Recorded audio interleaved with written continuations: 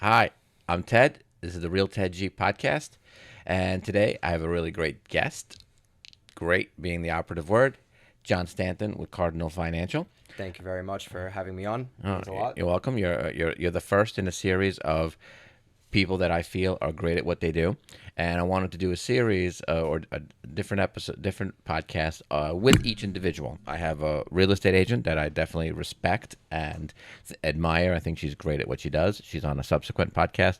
You're here to represent the mortgage industry. I know that you're already killing it with one of my agents. You put two deals together at minimum, or maybe we're working on the third as we speak in a The matter of third two and the weeks. fourth, very quick. So definitely great. We've had appraisals come in, appraisals pre-done. I may not have introduced you properly, and my producer is gonna be on my case afterwards. But this is the first one, and we're just now getting used to guests, and I'm sure there's gonna be a lot more because I hate being alone. That's my own personal psychological issue. Um, and welcome, John. So this series of podcasts is about people that are great at what they do, and a lot of people might think that that sounds so conceited, but that's not the way I mean it. I mean, being great at what you do does not actually mean that okay, maybe you are the most successful person in your firm, maybe you are generating a great amount of income. Those are all good things, and they're great things to attain and strive for.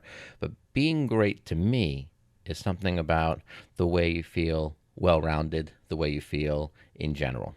Now, John, what does being great to you mean? I think, well, first, that was a lot. So let's try to unpack as much as we possibly can because there was just so many good little gems. I think that being great is someone that put in the time, put in the effort, learn to be as best as they possibly can, but also know that there's always striving for better and better. And I feel like the second that somebody says that they know it all, they're complete, that's when they become ungreat. Being great is someone that can sit there in a room of individuals, It's whether it almost like a was, bell curve. You could get yes, there and and then then you start to just go as the other quick way as you as can well. come back up, you can fall down because of ego. Being great doesn't necessarily mean you're the best. And look, you could totally be the best, but I think that being great is just being well rounded and almost humble to the point of, yes, you know these things, and no matter who you're in the room with, you're not better nor worse nor anything of that sort. And just being able to be a like minded individual and bring value to whoever you're in that room with, whether that is somebody that's quote unquote better than you or have a higher status or someone that has a lesser status. Like it's just someone who gets up every single day and tries to become a better version of themselves every single day. And I think that that is what the definition of being great is.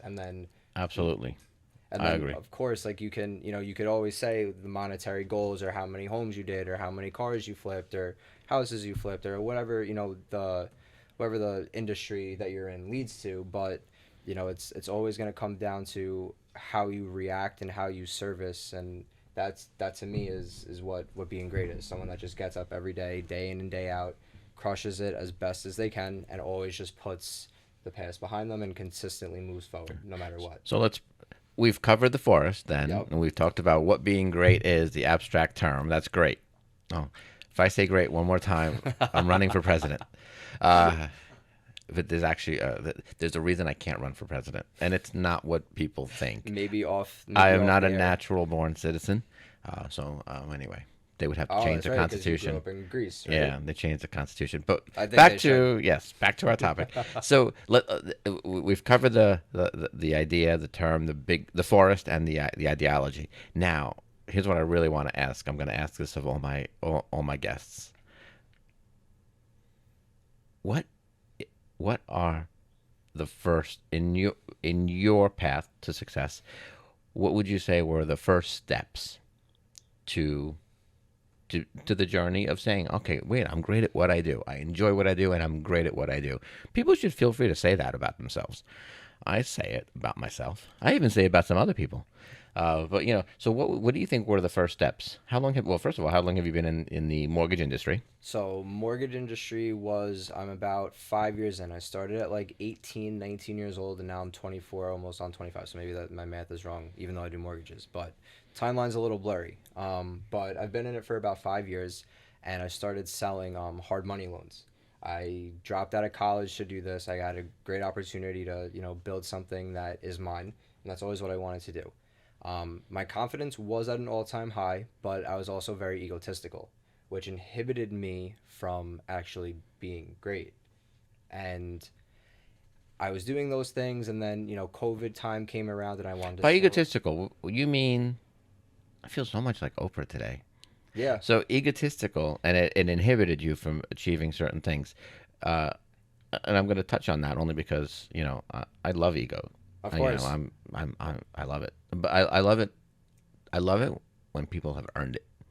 Um, And I'm the same exact so way. explain what you There's were saying. That egotistical was standing in your way. In what way? I have my own guess, but I want you to answer. So it inhibited me from being molded and learning and having a more secular, open mindset because I thought that what I was doing was the best, nothing but the best. I don't want to listen to anybody else, but I'm 19 years old. I've never sold a loan in my life, and I'm just walking in there because, I had some money. I saved up a lot. I was better than, Where financially did than that come most from? people. I'm now I'm just curious because that was not that was not how where I came from. Where did that come from? I'm gonna do it my way. I know better than other people in the industry. It's Like, it's it's really it really is a hard question to answer, but in that moment I just thought, you know what, I've already made it this far in my life. I don't need to listen to anybody, and it was just a young, ignorant mindset. And I think that a lot of people, especially when they're young, they think that they know it all, and myself included. it's like At someone jumping out of an airplane and saying, "I packed the chute. I'm good. I don't need any other instructions." Yep. I'd like the other And instructions. it's free fall. And it's very strange, but just with my past there was a lot of like family falling outs, and I had to figure a lot out on my own so quick, so young, that for me I said, you know what, if I was able to do all of this, who is anybody to tell me that I don't have to do exactly what I think is right? And my situation was a little different than most, but I feel, and the more people that I've talked to about ego and this type of conversation, they've all had some sort of similar view and mindset to it until they eventually realize that it's actually dragging them back and not letting them grow to be the best that they possibly can be. And it's a very hard thing for somebody to swallow, in my opinion. The second that you let go of your ego, but you keep your confidence, then Ooh, you can I like truly that win. phrase. Oh, that is a that. So wow. So like I always say, like the ego, like greed and ego kill confidence, and like just being open and mindful to the world and what's around you will always do you better. But never lose your ego and your confidence. It's okay to have an ego, but when it comes to the point of you're looking down on somebody, not looking level to them, whether it's the homeless person on the side of the road or the CEO of the most profound company in the world, everybody is level. We're all in this together. So the second that you can let go of that but still hold yourself strong and accountable to any action, that's when you start to excel. So to keep pushing it forward, I wanted to join mortgages, and somebody told me no. My ego freaked out So what did someone say no? because I was too. They said that I was too young, and in this industry, people like to control, and they wanted me to stay exactly where they were, to just print money, print money, print money, print money for them. It was unfortunate, but I knew that if I was at 19 years old and I can sell 12% and 4 points to an investor, I'm sure that I could help somebody actually obtain a mortgage for their family. I didn't want it to just be a transactional thing. I wanted it to be more than that. I wanted it to be a sentimental thing. My family struggled with money growing up. I wanted to make sure that, yes, of course, the money is great, but there's a deeper meaning behind it, and that's what drove me to learn as fast as I did and get out there and try to touch as many people as I possibly can, because there always is that striving goal. But to keep going with the story, it took me a very long time, about I would say about 2 years, to fully let go of that ego, and to continue on. It really was the best thing in the world to just let it go and learn, because Well, okay, you could say let go of an ego. It's not about. I see it as letting. If you can control your ego and don't have your ego control you, it can really be an amazing thing. And I loved your yes, phrase. I agree. I'm going to be. That is something to really use. Let go of your ego, but keep your confidence. And it's very hard because it everybody just wants to be that confident person and run around like they're the best, but there's always going to be someone bigger, faster, stronger, better, smarter. See, I feel there's not one, probably 1 minute of any day, but every day that goes by, if someone says I didn't learn anything today, they're either lying or they're deaf and blind, because every single day, I've I've seen. I mean, I could say that. I want to say that I've seen it all. No, I've seen a lot. I've seen a lot in transactions. I've seen, in not so much, maybe not in life, but I've seen with transactions. I think I've seen everything over, under. I'm like 20 years in with and the markets that I've worked were just markets that constantly gave me transactions, constantly gave me ways, things that had to be figured out. So you saw it upside down, inside out, and every day still. Oh, now I've heard everything. Nope. I'm sure tomorrow Just I'll say that again. just when you think you do, you don't, and then something new comes up and a new challenge, and that's why I do love this industry, because it teaches you how to stay on your toes, and it teaches you a lot about life, and how no matter what, you always have to keep learning and growing and Well, the beautiful part striving about both for both greatness. industries, yeah, but both industries is that you're constantly interacting with people, Yes. and yeah, I think that's where you learn. You get to, and our businesses are both referral. I mean, in my opinion, they have to be referral based. Otherwise, it's going to be a constant struggle, and you Yes. will burn out, and you will not enjoy it. But on that topic, I'm gonna ask all the guests that do this for me. This podcast series is, I want you to I want to get into some other funny stories too. But first, if you had to answer, I'm gonna ask you two questions. One question is, what, and I can say one thing. What do you enjoy most about your industry? The people, without a doubt. I have met the most amazing people that I still call to this day. They still call me. We send pictures of our families back and forth. We send pictures of our dogs back and forth. I found friends throughout my journey, whether they were clients, whether they were new referral partners that, we link up with. And, at the first dinner, we might have not really, found a niche together, but then, you know what? We went through the fire, we built a relationship, and then now they're some of my best friends. And I found a family within my job, which in all aspects of life is the best thing in the world. I could not trade the people that have came to me for help, and I've been able to help them. The ones that have stuck through with everything. It is the most fulfilling thing in the world to help somebody, and I think that that is the best part of my job, without a doubt, is the people. Okay. So then the second question, because every yang has a yang. Of course. It has to be, and I'm going to ask this of all the guests. I can't wait. I can't wait to get everyone's answers and then compare them. Much like taking everyone's disc profile tests and looking at them. Yeah. So, what do you enjoy least? The I don't use people. the. It is So, going to be the exact same answer, because it's just as much as I love them, there are people who grind my gears. Sometimes, they are very scornful in the whole process. They don't make it enjoyable. They hurt more than they help. And just as much as you have great people, you have people that you might not mesh with, but this is a job, and you have to put that aside and just keep going. Some people are very hard to work with. Some people just don't I don't mean that follow the personality. process. Yeah, that personality trait that I call it that it's the person that's always going to have the hair in their food. I grew up in a diner, and without a doubt, I mean, I don't know if we ever had someone see hair in their food, but without a doubt, you knew the person that it was. Oh, that's not going to be cooked right for some reason. That one's they're definitely going to get. So, is that what you're referring to? Like the people that make more problems than they even realize, Yes. but they're the ones that are always there with, I have this problem, I have this problem, you have this problem because you created it. I could tell, I mean, you could tell me too, but I could tell you that I could remove certain people from a transaction, and sometimes I say, listen, sit back, you might get hurt.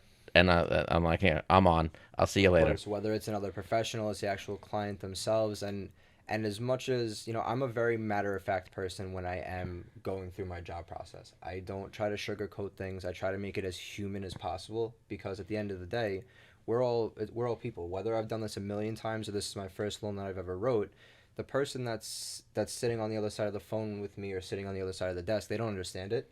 So I try to always make sure that it's a normal conversation. There's no My sales tactic is just being real with them.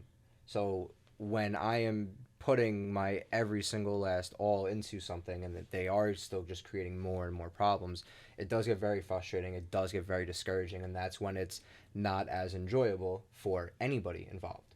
And I got into this industry because one, you can be your own boss. Two, you create your own future and destiny. And three, it's a lot of fun. It really is. I love the ups and downs, the lefts and rights. But when there's just somebody that no matter what you do, what you give them, or who, no matter what it is, they're just unsatisfied. It is exactly like you're saying. There's always food. They will never be happy, and that is the hardest bullet to bite because you are so passionate, or I am so passionate about what I do. So it's like, why can't you please everybody? But in the same breath, you're never going to, and that's the beauty of the yin and the yang. See, I've learned some very great phrases to use. I love my clients. I don't think there's even one client that I don't love, except for that one guy that he said something about, I think it was about fee for service, and I said we've discussed this already, and I just folded everything up and I said, oh, we have nothing to talk about, and to this day, he might not like me. Oh, Yeah. but so I had these clients. They were both they were on either side of the transaction, and it was a very complicated transaction: buying, selling, buying, selling, buying, selling. It was like, we talk about dominoes, right? So here it is, and I'm thinking, wait, I got the bank, I got the attorneys. This is going to be smooth. But both these clients, they were hysterical. They didn't like each other, a seller and a buyer, but they had the same personality trait, constantly looking into things. Always, it's like Hyper analytical. yeah, Ted. They said the commitment says this, and it's suddenly I'm like, oh, and they say this is what it means. And I get the Google shot. I'm like, oh, cool. I learned something new. That was it. And they're like, when are you going to when are you going to call my lawyer? And I said, I will be calling shortly. It was like, and then he figured it out at the end of the transaction when everything was said and done, and we're having beers and having a good time. He's like, you always said shortly. What does that mean? It means different things to different people. Yep. So, yeah. So, well, anyway. No, Side note. I agree, and I like those stories where it is a bloodbath throughout the transaction, and then you can grab a beer, grab a bite with those Yeah. people. Well, you have to adopt a specific mindset. Yeah. They're yelling, and I equate it to they're just yelling at the phone. I had one guy who said, "I'm firing my attorney. You're doing the closing." I said, "I'm not exactly I don't sure think that's that's how how it it works works. here right now." Uh, but when they're yelling, it's important to know. Like I believe this. I believe this on almost everyone except when emotions are involved. And emotions have no business in business, and I hate it when I involve them. But I try to get my cold black heart. But when it comes to like, there's I can really appreciate an emotional person because you just have to think when you're in that state of mind and what goes through your mind, and they're yelling, they're not yelling at you. I equate it to they're just yelling at their phone. They're literally yelling at their phone, And maybe it's just that's because it. they don't understand. You never know like what's really going through their head. And the more that I got deeper into this business, I started to learn and understand that they're just yelling to yell. There's so much emotion going on. They might be very high strung. There's a million other things that could be going on within their life that we just don't know. So Yeah. it's almost our job to just kind of take it, deflect it, revamp how they're feeling, and put something in front of them that makes sense to them. Yeah. See, and at way back when in the diner, I learned that a long time. Like I learned that I would serve tables and whatnot, and I could have been in a bad mood. But the customer, now it was owned by my family, the diner, so I had a stake in it. So like you notice sometimes a waitress might have been having a bad day, whatever happened, and you can't take it out on the customer who's just walking in, and that goes for us too. We Of have bad course. days too, and Yep. it takes a lot to stay in check. I Especially mean, when you have that super analytical, highly strung borrower who just never had. It is very hard, but you also have to understand to keep that emotion out of job. humor works really well. Humor does work, whether it's dark humor. I love the Just dark be humor. careful with the humor. Some humor works better than others. Yes, I agree. I agree. So wait, you answered my two questions. Those are my important questions. So now I have two more questions. I Right. believe there are two kinds of people in this world. Okay. And they're both great people. Of course. Okay. If you had to choose, I'm not saying you have to dislike the other answer or like, but if you had to choose Elvis or the Beatles, Hmm. it can be a tough choice. It is because they're two very different, Like I said, it's two polar opposites. But I think me personally, I'm gonna be more of the Beatles, the happy-go-lucky, slow down, run away in a van, and just kind of float away. I think interesting. that that's more me than the rock and roll. I love both. I can do both. But if I were to knock it down to nothing and take it more as a personality trait, I'd roll with the Beatles. You can listen to both. Yes, Of course. I can appreciate. I can enjoy. They're both geniuses. Both geniuses in their own right. Completely different. But Absolutely. okay, yeah. So okay, so first guest gets 1 point for Beatles. Okay. What would your answer be? My answer has always been Elvis. Rock And and I roll. love the Beatles. I Yeah. think please, there's some songs that I mean, they're so amazing and so beautiful, so beyond their time, timeless. And there's just something that Elvis is always, we share the astrological sign Mm, Capricorn. Uh, yes. So now wait, my producer's saying something. Are we running low on time? Okay, good, because we have a few more questions. perfect. All right. Let's roll. So, all right. So we're gonna go back to. So we've answered a few of my questions. Okay. Uh, you've answered what you love most about the industry. I have a question for you because I've talked to you. We talked about different things. I mean everything from crazy things that happen to friends on a weekend, all the way to parties, and you bounce back to be there in time for the open house that Yep. you needed to, where we greeted Absolutely. 40 people, and it did go for way over the asking price. Should be in I know contract people were today. very surprised. People that showed up to that open house called me personally and said, "I can't believe that that house went." And I said, "You That's just don't Ted. know the Ted magic." Exactly. There is something to be said about About the confidence that stays behind, but my ego never goes away. My ego stays with me. which is He, good. he has his own little bag. You I put it got in him in your his pocket. carry on. Yeah, he's like, yeah. Um, but actually, but after talking to you, and then you talking about the industry and your own experience right now, I'm gonna make an assessment, and I'm gonna ask if it's true. I feel you're very much the same, whether you're talking to me about business or personal life. You seem very, like even keel and just the same. And are you like that with clients as well? Like your personality doesn't seem to change, in my opinion. Like it's good. It's normal. And that I have this book that I always recommend to people to read. I recommend to all new agents because it's called Outliers, and it talks about 10,000 hours. And once you have your 10,000 hours of experience, whether it's in a job, in a field, exercise field, the real estate field, the mortgage field, the computer field, computer science, these people, these giants of industries, had 10,000 hours, and that's when they were able to really take on the industry and really expand and be great. That Of so course. so it's called 10,000. It talks about the theory of getting 10,000 hours. So I was there a moment when you felt that, whether or not you know the term 10,000 hours, that you have that moment where it's like, wait a minute, I got this. I can get this in my sleep. Not to be overconfident, but Of I course. can handle this in my sleep. I can handle whether it's a question about mortgages, a question about how to put this loan in, put this loan together, get to the loan processor. Was there a moment, and how far into like how many years in? Because I do know how many years it takes. It was about 6 to 8 months ago. So I've 6 to 8 months ago. ago. We didn't say 6 to 8 months in. Make that as a mental note for Yes, and anyone who's I've looking. Okay, yes. So really. I started at 19, and from 6 to 8 months ago, I had that pivotal moment. My manager went away on a vacation with his girlfriend, and it was the end of the month. Everybody was nobody was anywhere to be found, and a lot of the slack fell onto me. I was able to help out in every single aspect.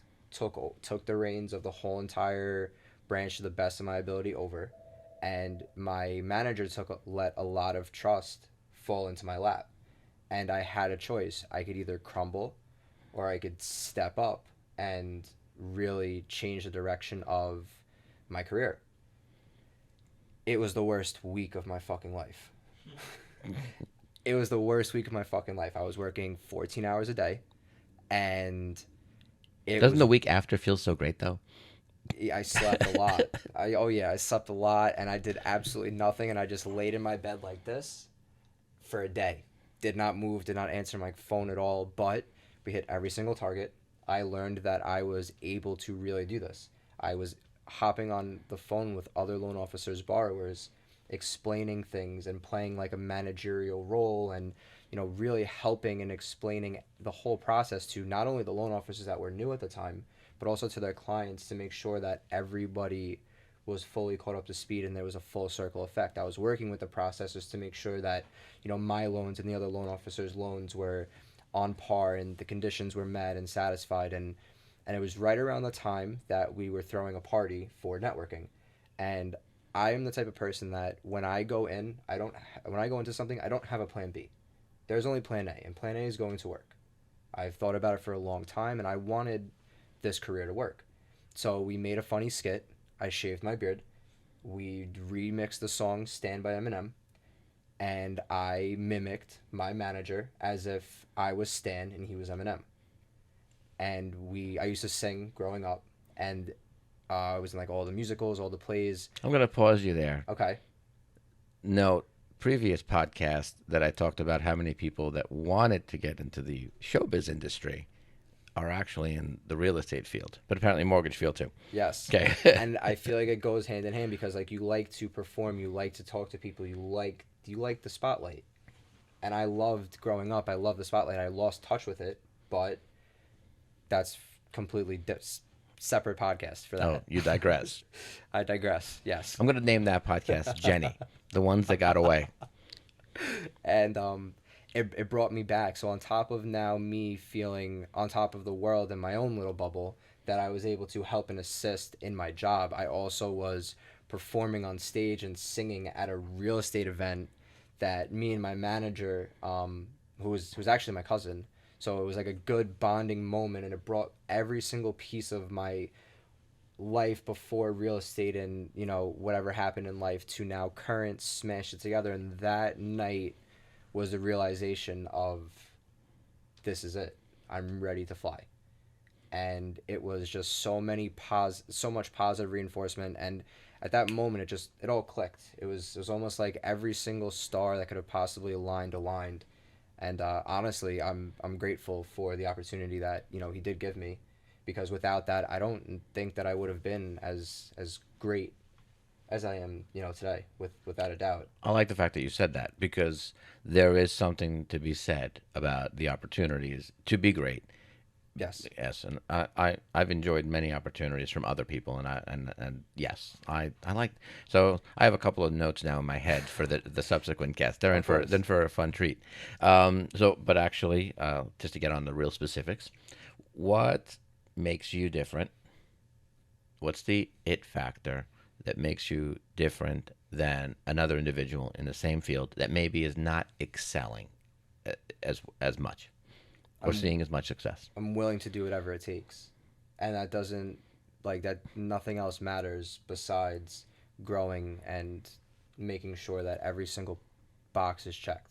I'm willing to work 7 days a week. I'm willing to work 12-hour days. I'm willing to sacrifice friend time and relationship time, and sometimes even family time, to make sure that I am building something successful. Because when I am all the way at the top, hopefully that my master plan works. But So is it that because you have no? You say that you don't have a plan B. So when I say plan B, C's, and D's, I mean in a transaction, my clients know that something is covered for everything. They're like, Ted, it's raining. What are we gonna do? Don't worry, I have a Yes. plan for that. Ted, we're not getting any showings. Okay, but wait, more. But back to you because I don't see this. I'm gonna speak for generations, and do you see it in your generation that the fact that you are willing to give up? Yes, I know how many barbecues and beach days and everything I gave up, but I'm in my 40s now, so who cares?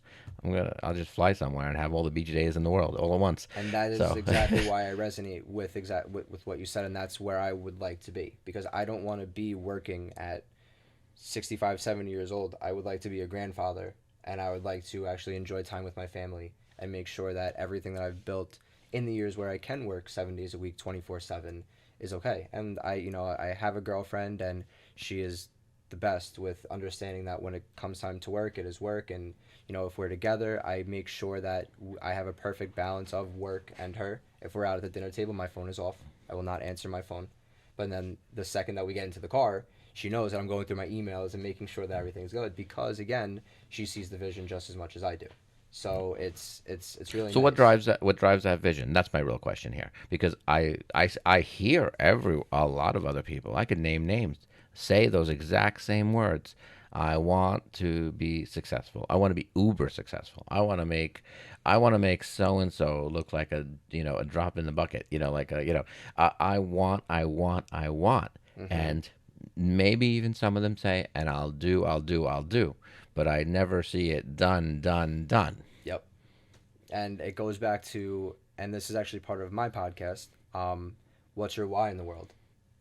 It goes into what fuels you and motivates you every single day, and that is to change what has happened to me in my life to make sure that my kids and my family and my future will never reflect anything. I don't want my family to struggle with money. I don't want my family to fall apart. I don't want my family to, go through half of what I had to go through. And I'm not saying that I had a terrible life, but there was points in time where, we were buckled up and getting ready for all hell to break loose, and sometimes it did. And I went through certain trials and tribulations in my life where I promised myself that my family would be different. I want to be a better father than what I had. I want my wife to be an amazing mother to the kids. I don't want them to be worried about anything or strapped for money for college or whatever it is. I would like to pave my way and for my family, whether that's take care of my mother, take care of Hmm. my brother, take care of, my dad, God willing he's still around. Like Right. that is what drives me is family and making sure that I can change the tides for my future generations to come, without a doubt. I mentioned one other book as well, but I'm going to mention another book because I feel like you're that personality type right now, and where you are in your life.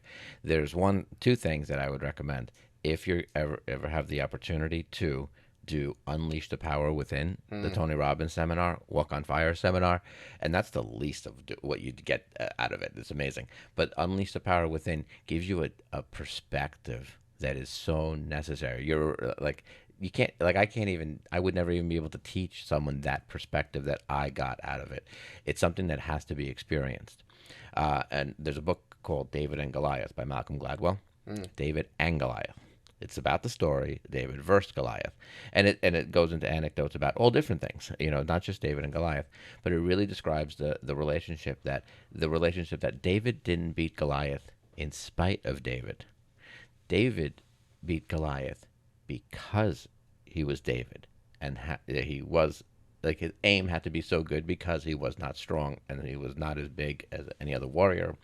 And that's on the topic of it, and that kind of really goes into hand in hand with Tony Robbins and the teachings. And I know it's like a borderline cult, but But teachings there are of some gems out there. yeah, but it's that the teaching and Tony Robbins I mean he's like a 7 foot tall giant.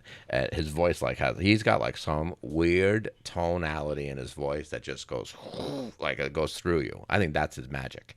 Um, but what I really ultimately the one thing I have to say I got out of it was we are where we're supposed to be. We are like everything happens exactly the way it's supposed to happen, and like ever since that, and also the Malcolm Gladwell book, but mostly the Tony Robbins, I like suddenly took all my excuses away. It was like, I had to work in the diner all the time. I never got to enjoy weekends. I was working since I was 14 years old. I also had more cash than most people that were 14 and 15 years old. It was like that was my story. My story. I hate talking about people. I hate it when people say my story, and I also hate it when people say my truth. That just has a contradiction in it built in. So, well, anyway, I digress. No, and But I it took agree. away that excuse, and I think that you'd really like you see certain individuals, and I've seen people go to Tony Robbins more than once, and I've seen them come back and oh yeah, rah, let's drink the green juice. There's an actual green juice. Um, and I drank it. Was it good? No, it wasn't good at all, Did it but change your it's life? necessary. Yeah, it did. It did. It somehow changes the your pH levels Mm. of all the vitamin deficiencies that we lack, and apparently I was supposed to be taking one scoop with water or a drink once a day, and I misread the label. I'm not wearing my glasses today, but I probably needed glasses. I misread the label and I kept drinking three Oh my times a day, gosh. and I was like, So and you then really like, and threw it yourself tasted for a like ringer there. garbage. Oh It my was it's gosh. horrible. I still drink it to this day, and but I noticed the result. Like the results were like mind clarity, hydration, just in general, like gut health, I guess, and and I think I caused me to lose weight. I think I was the fittest I was ever. I was also going to CrossFit at the time too, Mm. but CrossFit yes, helps a lot, but yeah. that green juice. But the green juice and the walking on fire are the least of it. It's the ability to realize, wait, I have so much control over my own self, and by doing that, you have like it's You unfathomable. are limitless at that point. The second Oh that yeah. you can, Meanwhile, I try to pronounce the word that like you try to pronounce unfathomable, no, like unfathomable. unfathomable. I trip So, over my tongue for regular words, so yeah, but yes, yes, you actually have the ability to be limitless. yes, I agree. And that's just being able to control your emotions and just understand that once you are in the driver's seat, all you got to do is just make turns. That's it. You're already going straight no matter what. I would definitely do Tony Robbins Hmm. and then ayahuasca. I've heard ayahuasca changes lives, and you know what's cool? It's it's the one thing in this world that you talk to a million people, and everybody can say almost word for word that it's about the same thing, and the major points are all the same thing. But then every single person can then also say that there was micro moments within that greater experience that are Because you know perfectly people that have, diluted to them. Yes, I yes. have. And everybody says exactly it's the same thing. They see what is out there. They see It, certain things. They see the building blocks of life. They see the apparent beings who have created everything. They've seen those sentient beings, but then it see, I also saw hones colors. in Oh, to the colors and where their yeah. specific individual life points. I should do an ayahuasca episode with people that have done the ceremony. That would be cool. Yeah, Maybe, yeah, separate yeah. YouTube. I've never done it personally, I but think it taps you into something, and I don't know. I don't want to know if I want to call it nature because I'm not exactly like a nature person. So, but it taps you into something, and I guess it's that feeling of like there's something. It's great. It's such an amazing, huge universe. because everything is connected, regardless of whatever you believe in. Whether you believe in a singular god or many gods or just the energy of the world, it all stems to we are all one and we are all equal at some point. Whether it is a god where every man or woman was created equal, And or see, I think that's why we are limitless. Our potentials, I mean, the world's potential is limitless. yep. And if you do believe in that god, if you're a piece of God, then essentially you are God. And every single Oh, even person I is don't say that. is equal. Like there goes into I'm a kidding. million there goes into a million different things. But then if you want to talk about the spiritual aspect, like what makes us, it's the same thing that shoots across the sky when we're looking at it and it's so beautiful, a shooting star. And it's the same exact thing that when you dig up the dirt, there's the same nutrients and the same minerals and elements and compounds that are literally found within our bloodstream. It's all related somehow. It's just really whatever whatever you can resonate with the most. All right, so just a handful of questions left, and they're Mm-hmm. gonna be quick. So first one I want to tackle just real quick. Do you believe that someone once said to me, "Oh, they were seeing something, and they said I saw it. It was greatness," and I thought to myself, I was like, "Wait a minute, that's so weird. I would never. I don't think I see greatness. I I I 100% believe I have." And I'm not talking about me. I'm just talking about in general, Of like course. something that's amazing out there. I can feel greatness, and I guess that can involve different personality traits. And maybe I have that personality trait that you I don't know what it's called, empath versus sympathy. I don't know, but anyway. So anyway, how do you feel about it? Do you see it or do you feel it? I think that it's almost like it's a little bit of both to be honest. So the way that I would describe it is I do think that I see it, and when you're sitting in a big room and somebody walks in, and just for some reason, your subconscious says, let me look outside the door. Let me look at the door and see who's walking in, and you see that person or that thing, and then you can almost feel it. And especially if you shake that person's hand, I can tell by a handshake, which is very strange to me, if that person has those those traits. It's about just body language, picking up on the other person's energy. But of course you see it. In my opinion, I think that I could totally see the greatness Hmm. within people, and I think that it's in everybody. It's just if how much they've tapped into themselves. I 100% agree. I literally wanted to say I think everything and everyone, we're all capable of it. It's amazing. It's amazing that we're capable of it, and we're also capable of some horrible other things too. But we're all capable of it, and that's true. But I also feel like I mean I'm great at a few things. But I think I'm great at them because I'm allowing myself to be myself. Yes. And I think that goes hand in hand with the 10,000 hours. That goes hand in hand. That's why I asked you if you're different in front of clients. Like, are you different in front of me as a real estate agent or versus a client that might come in off the street and say, "Oh, I really need a mortgage. I don't know what to do to go about it." And I think I know the answer, but I don't believe you're different. I I believe. no I and that I used to be.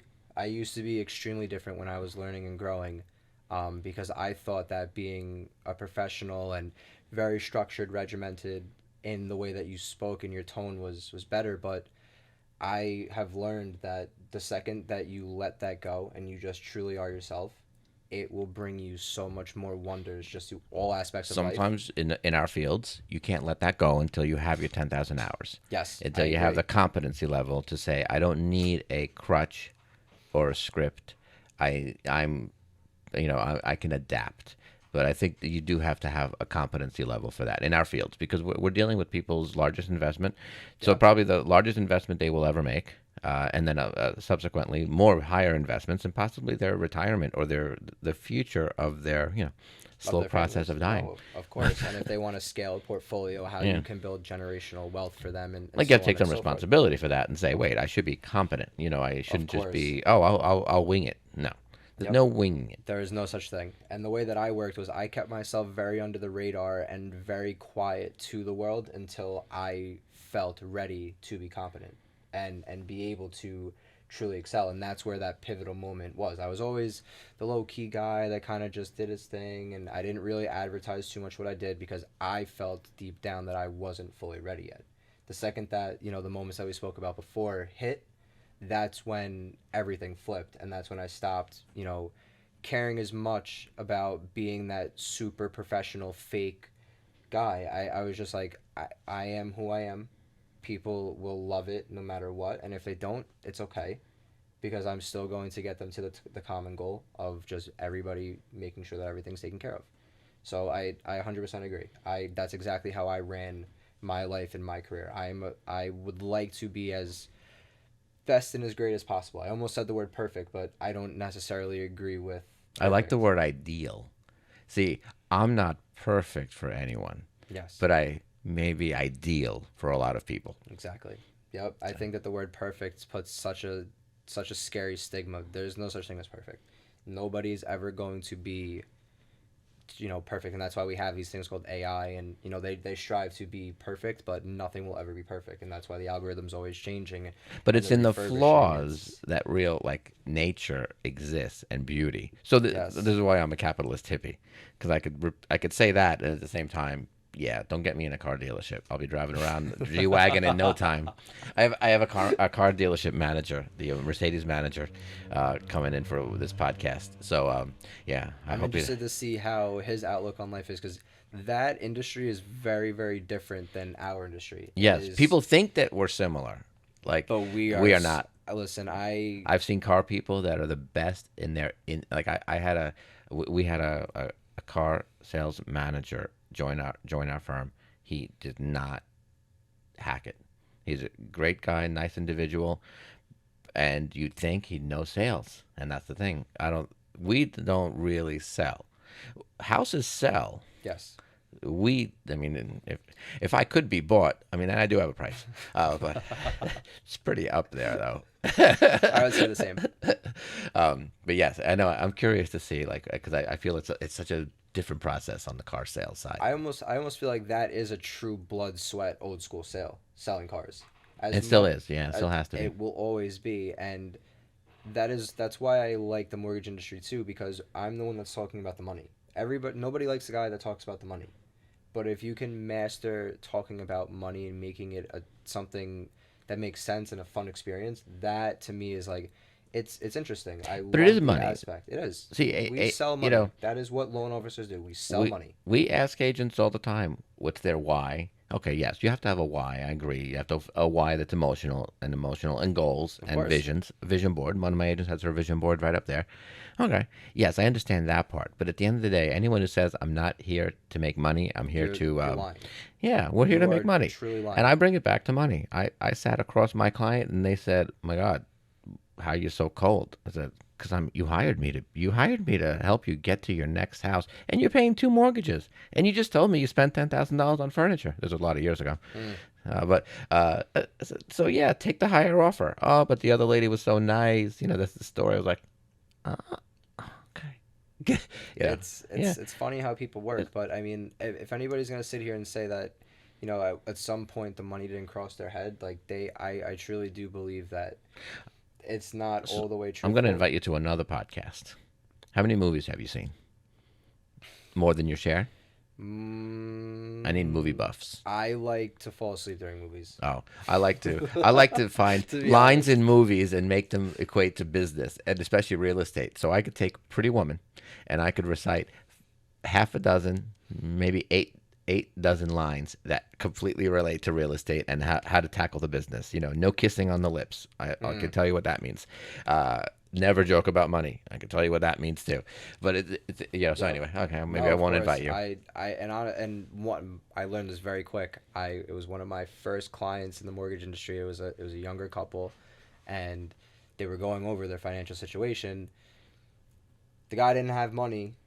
The wife had all the money, and I made a joke. I was like, "Oh, is wifey just swiping the credit card?" Oh, that did not blow over well. Did not blow over well. And then I learned right there, never joke about money ever again. And And I was never like, submit to stereotypes. no. I Yes. just thought I was being funny. I thought that they were a good fit to like take the humor. Oh my gosh, was I sadly mistaken. I apologize so quick, So was and wifey swiping the credit card?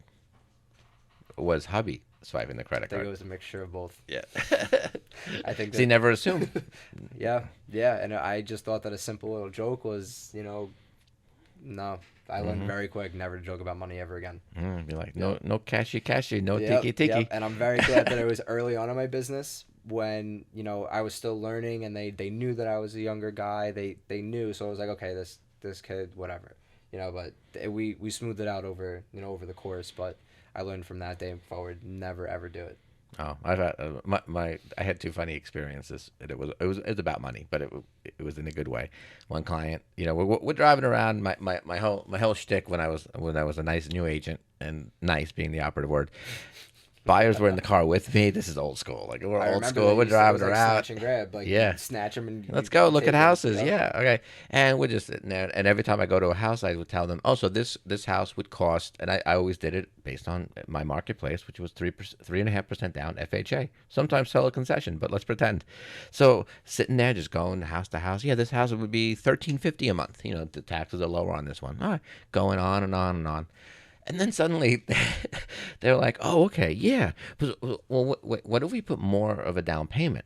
And I said, "Oh, wait, how much?" They assumed, and I assumed that we knew everything about each other, and I didn't know anything about them. And I said, "Well, wait, how much are you putting down?" Like, "Oh, I think we're only going to use like 40,000." And I said, and we're looking at $250,000 homes, by the way. So I'm like, "Oh, yeah, all my numbers are wrong." I said, those numbers don't make sense anymore. That I said I was basing it on you doing almost 100% financing. So that they were like, oh, I was like, oh, and then I was like, how much nicer I'm going to be to you guys now. No. And then one other client, he was in the car, and it did scare me because I knew he was a nice family man. Him and his wife, they did not have their first child together yet. They do now, and Mm. we're just going around, and they have two stories that are funny associated with them. They're the dream story too. Like, oh, we could never get this house, and then they got it. Like it was I like, okay, love those yeah, stories, how it all works yeah. out. The way I said it sounded easy. But so we're driving around, That's the glory of it. That's yeah. what makes you great. So we're just driving around, and then suddenly, now I was selling their other house. I was selling their smaller house to buy a bigger house, and we hadn't sold it yet. And his name is Vin, and he tells his wife Jess, and they're school teachers. So we had seen a lot of houses. Yeah, school teachers, we love you. We love your credit scores. We love them. Love them, love them, love them. Yeah. It's, So it's funny. I actually had a school teacher who found the first, like, right away. The oh, first home that only they happened saw, to me once. they got. Yeah. I No, think that's only happened to me once, too. school teacher's brother. Yes. Okay. After showing one other different school teachers, I had a nice run with school teachers, and he saw every house I went to during the summer. He practically was my apprentice. Mm. He's a cool dude, and we had seen 48 houses. And literally after Was he just a they picky, found were they just no, a picky couple, or just... they wouldn't even picky. I don't even know that was just very strange. So and okay, so now everything's done. Great. Okay. And then it's like, oh, my brother's gonna look for a house. Would you want to work with him? And I'm thinking, oh, I don't think I have the time. Literally showed him one house. Him and That his was wife it. said we love it. Okay, let's wrap it up. It's Yeah. so strange how some people just are it's either 50 homes or it's Yeah. one home, and then... So back to my my other school teacher story. So yeah, their house isn't sold yet, and they're saying, and then he's sitting in the back of the car, and his wife is sitting in front next to me, and he says, Jess, do you think we should tell Ted? And I'm like, she's like, well, and now I'm thinking, like, what are they going to tell me? They're going to tell me that we're moving out of state, After 48 homes. I'm buying my cousin's house. Yeah. And all truths, though, all those things can happen. And then suddenly they're like, well, Ted, we actually don't have to sell the other house in order to buy our next one. So we're good. We'll go forward that way. And if we have two mortgages, Ted, you'll get it. You'll get us, sold. Okay. I said, no problem. Okay. Change things about how we could approach our typical Well, sale. it completely changes the terms. It was on just a everything. weird, freaky feeling when someone says, should we tell them? It's like, this is the time when they tell me, that's- oh, they're yeah. axe murderers. All Oh, okay. axe murderers or they're- I'm the one driving, so I was safe. Usually that's how it doesn't end up being safe. Yeah. Because then they'll pop out from the back seat and get you. And I take it for granted that I'm going to have like some weird subconscious skills that manifest when they need to. Okay. So now, this total no segue, but we have to go. We have to do this. So, 3 more questions. Question 1. What's your favorite color? Blue. Give me 3 adjectives about blue. This was the first time I ever came into your office. Yeah, this is a reminiscent of an office meeting. Yeah, this is. Okay. I would definitely say calming. This took me so long. Mm-hmm. Because it's all adjectives of calming. I like blue because it's just very soothing to me. It's calming. It Calming, soothing. reminds me of like almost like an endless possibility, because when I think of blue I think ocean. That's my safe space, Okay. so So to speak. possibilities, soothing, and calming. Hmm. Okay. Name your favorite animal. There would probably be like it would definitely be a hawk. Okay. 3 adjectives about that hawk that make it your favorite. I would say very graceful, very elegant, but then at the same time when they need to swoop down they're very aggressive. Okay. So I usually have to write these things down. But now, the third thing is you have to close your eyes and picture yourself in a white room. Everything is white. You're wearing white. There is nothing but white all around you.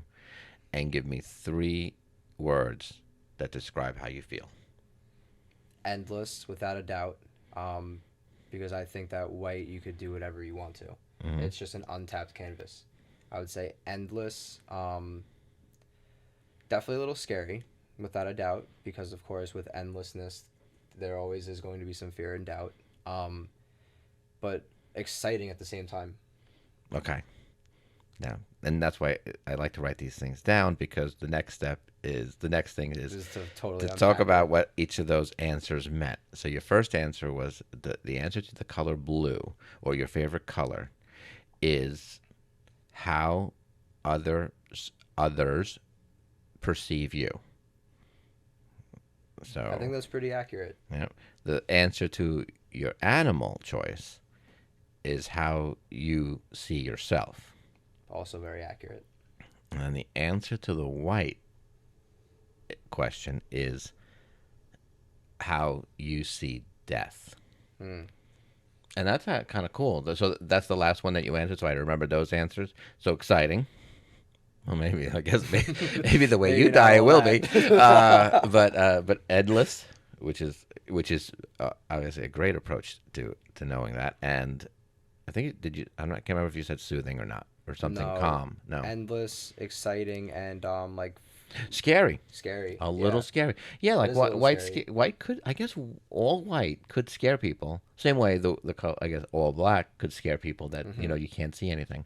I don't have like either. I don't have scary in either of those opinions for some reason. So the way I view death is actually a little bit of all of those, obviously because it's the unknown. But um, I think that just how everything works is, matter is never created nor destroyed.